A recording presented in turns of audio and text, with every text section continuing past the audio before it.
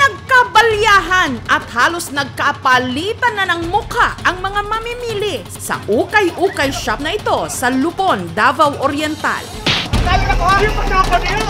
Ang kanilang pinag-aagawan, bagong bukas na bundle ng mga damit.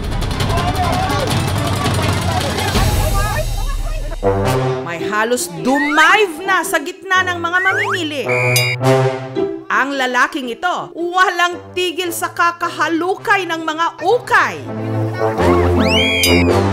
Habang ang mga ukay namang nahukay ng babaeng ito, mahigpit nang nakahalukip-kip sa kanyang dibdib. Ang ukay-ukay shop na ito, pag-aari ni Maricel. Ito po ay galing po Korea, galing din Japan, kaya nakakakuha po tayo ng mga luxury brand na mga ukay. Kalimitan, ang mga namamakyaw ng kanilang mga bagsak presyong ukay, resellers, na bultuhan talaga kung mamili. Isa sa kanila si Almay Joy. Nagigil pang nakipag-agawan sa mga nahablot na niyang mga damit. Pwede ka masamad, pwede ka kanang masikhan, masumbagan. Ang diskarte na ko makipag-anuhan ko sa lalaki, makipagsabot ko sa iya nga kanang kaming duha ang maghakop sa pail para kanang makakuha pud mig amua. Dahil wala pang nakukuhang trabaho, sumasideline muna si Almay Joy sa pagtitinda ng ukay. Pinaka-tsambahan dyan ako nga nakuha sa ukay is katang The Mountain. Rare jud siya nga t-shirt sa lalaki, 75 pesos only. Tapos nabenta dyan ako siya ma'am og 750.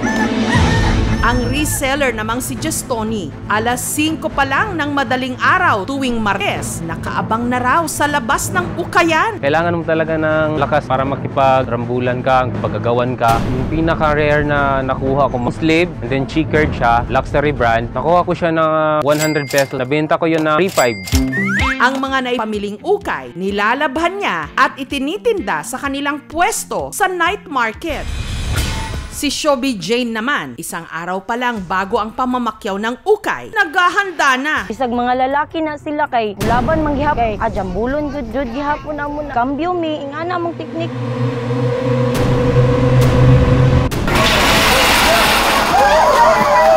Kailangan daw talagang mag-beast mode, lalo't kapag suswertihin, may mahuhukay sa ukay na branded.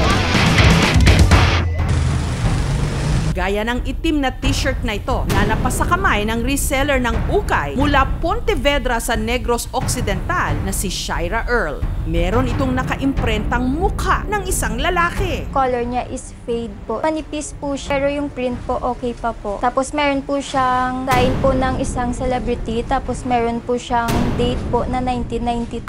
Pamain lang ko di kay China. Matapos kasi niyang ialok ang t-shirt online, laking gulat niya na may mga nagbid na bilhin ito sa halaga 90,000 pesos.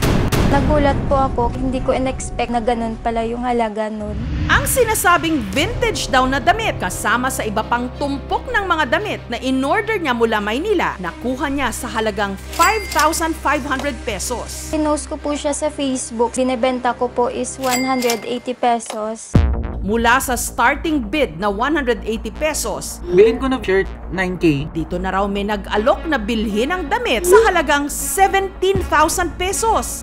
Mine po, 180. Still 550. Mine, 9K. Hanggang ang offer, pumalo na nga ng 90,000 pesos. Ang hindi po ako nag-expect po, sa akin lang po sana maibebenta ko lang po siya sa 180 pesos. Malaki po sana tulong sa akin sa pag-aaral ko po, sa negosyo po, at sa pamilya ko din po, at sa baby ko.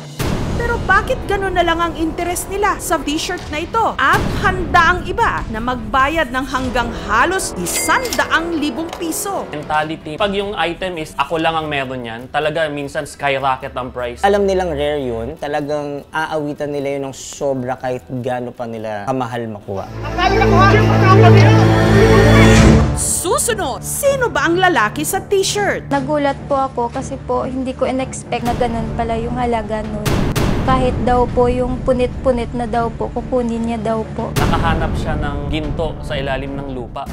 Titigan na ang mga binili niyong damit sa ukay at baka mataas na rin ang value ngayon ng mga yan. Sabay-sabay po nating alamin. Susunod na! Pamain lang ko di kay China. Hindi inakala ng reseller ng ukay-ukay na si Shira Earl mula Pontevedra sa Negros Occidental na mula sa bundle ng ukay na kanyang in-order sa Maynila, makakahukay siya ng isang lumang t-shirt na ang presyo aabot ng halos 100,000 pesos. Nagulat po ako kasi po hindi ko in-expect na ganun pala yung halaga nun. Kulay itim na may nakaimprentang mukha ng lalaki. Na walang iba raw kundi ang sikat nung dekada 80 na si Shabba Ranks. Si Shabba Ranks is a dancehall artist na reggae. If you are 2000 baby, maybe you know Shaggy. Yun yung mga tugtugan niya eh. He's really one of the pioneers ng ganong klaseng music. No? Pero posible nga bang ang isang pinaglumaang damit gaya nito may saginto na ngayon ang presyo? 90K, very very possible. It's a vintage item and that it's rare. Nakahanap siya ng ginto sa ilalim ng lupa. Rapper yung nandun sa shirt niya. Ngayon naman, itong nasa atin, itong pullover na to, katulad ng jacket ng isa sa rapper ng NWA. This is not the first time na nagkaroon kami ng ganitong item. Tinitignan ng ibang tao na parang mababa lang yung value. Pero yung value niya sobrang tumataas dahil sa history ng item. Pamain lang ko di China. Sa kabila ng mas matataas na alok, ang sinasabing vintage shirt, ibinenta lang ni Shira Earl sa kanyang kaklase na si Adi sa halagang 17,000 pesos. That time po, wala pa pong may nagbibid po. Siya pa po yung nag-o-offer po ng malaki. Kaya nag-decide na po ako ibigay po sa ganung halaga na 17K. Kasi sinabihan ko siya na fade yung color. Kaso sabi niya po kahit daw po yung punit-punit na daw po, kukunin niya daw po. Looking for ako ng mga damit na bibenta ko din sana. So nag-comment siya. So nung nakita ko yung comment niya, piniem ko siya agad. Naplano ko sa ibang bansa ako bibenta. Meron na nag-offer sa akin 60. If may mag-offer ng mga 90 or 100, baka bibigay ko na din. Dapat bago natin gamitin ang mga binili nating second hand na damit ay ito ay linisin, labhan, ibilad kung maaari at plansyahin para sigurado tayo na ang mga mikrobyo na nakadikit dito ay mamatay at hindi makahawa sa atin. Sino nga naman ang mag-aakala na sa bulto ng mga lumang damit may gintong masusungkit? Talaga nga namang mapapasabi ka ng okay ka, ukay ko! Thank you so much mga kapuso. Kung nagustuhan niyo po ang videong ito, subscribe na sa GMA Public Affairs YouTube channel.